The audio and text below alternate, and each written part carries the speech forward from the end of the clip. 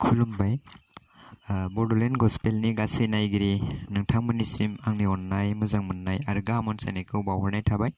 आंनि मुङा अर्जुन बसुमतारी आरो आं दा दोंसे गस्पेल सं रोजाबनो थाम-थिम जादों।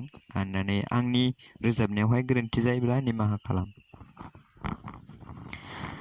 जिसुआ जोंखौ लिंहरदों गावजों थानो लोगोसे गावनि रायजोआव गावनि थाग्रा जायगायाव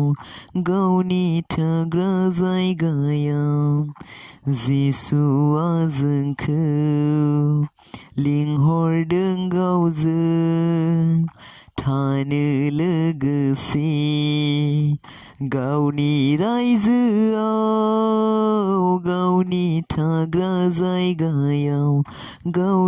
थाग्रा जायगायाव संसारखौ दा गोबां जेखौबो दा लुबै आद्रि दा गोसोखौ लानानै दा दावगा संसारखौ दा गोबां जेखौबो दा लुबै आद्रि दा गोसोखौ लानानै दा दावगा दुखु दाहा जिउआव हांमा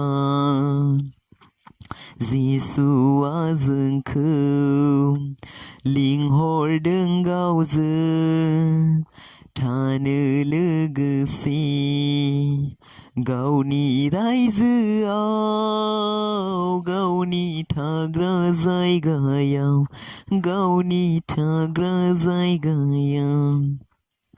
जिसुनि लिंनायाव नोङो फैयाब्ला पापनि लामायाव सैनांगौ दङ। जिसुनि लिंनायाव नोङो फैयाब्ला पापनि लामायाव सैनांगौ दङ। आफाजों अनजानाय नङा जिसुआ जोंखौ लिंहरदों गावजों थानो लोगोसे गावनि रायजो